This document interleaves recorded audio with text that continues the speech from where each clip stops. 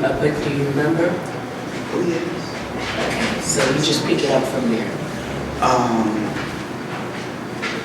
I was going to church where we lived.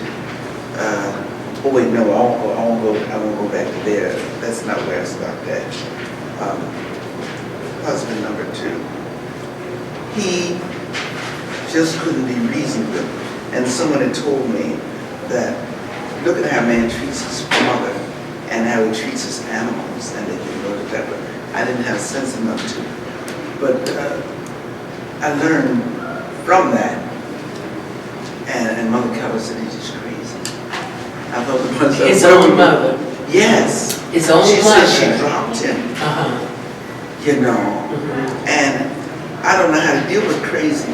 If I can't reason with the person, if I can't talk with them, then it's best for me to get away from around. You know what I'm saying?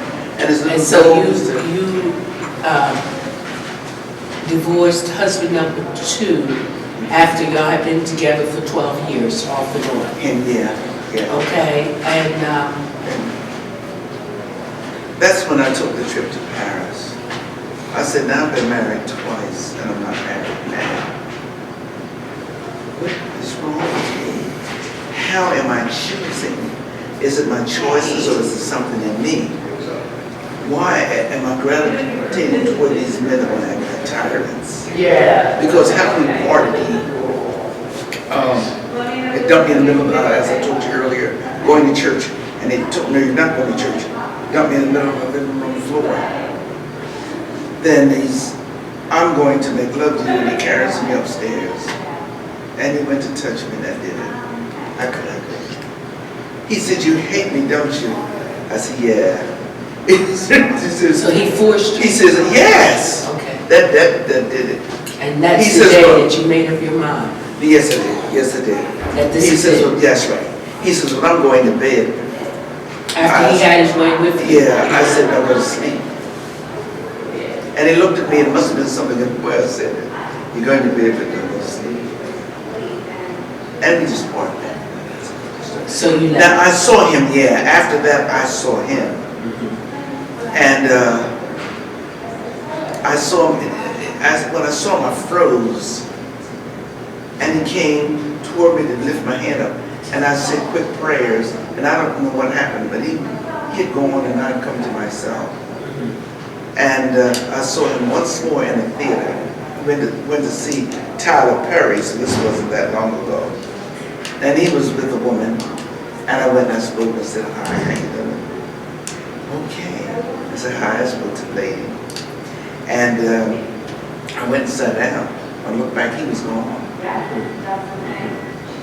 So that was the end of that. So now, after all of those different things that you've struggled through in the different stages, what has been your accomplishments that you feel like with your dance troupe, you were able to entertain, and you said something about taking on the Christian comedy, and I know also that you have been a storyteller, right? And I combine those.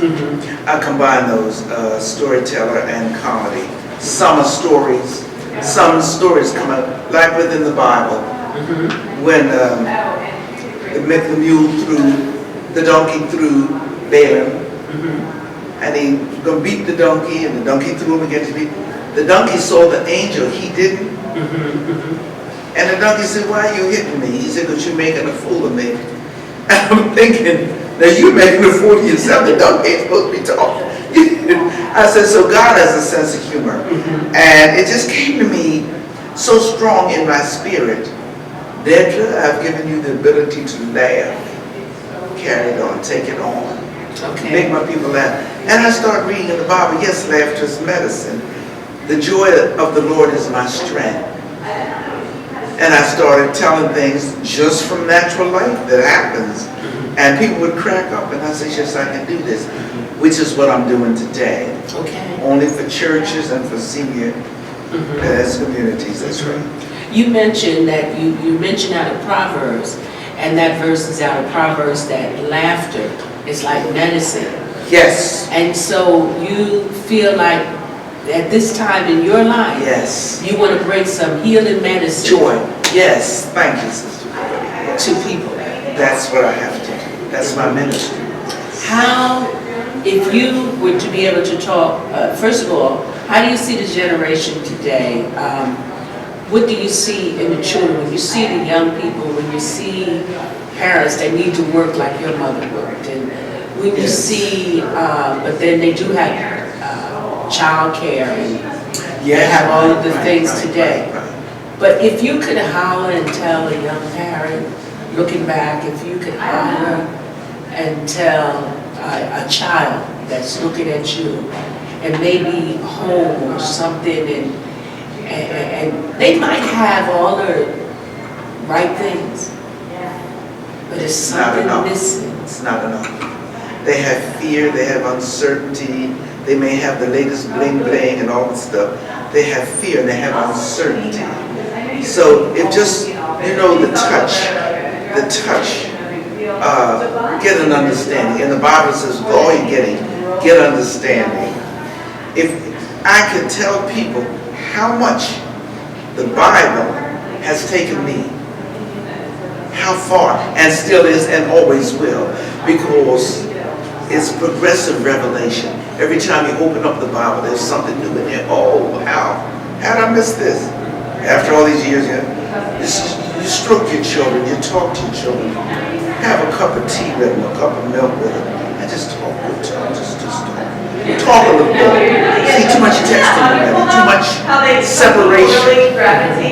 Just to say, I love you, what can we do today? Let's talk about something. What you been doing? What do you want? What do you want? What do you want from me? I'm going to tell you what I want from you. Get understanding, because there's no understanding. I regret till today that I didn't talk more with my mother. This was a beautiful Hold that for so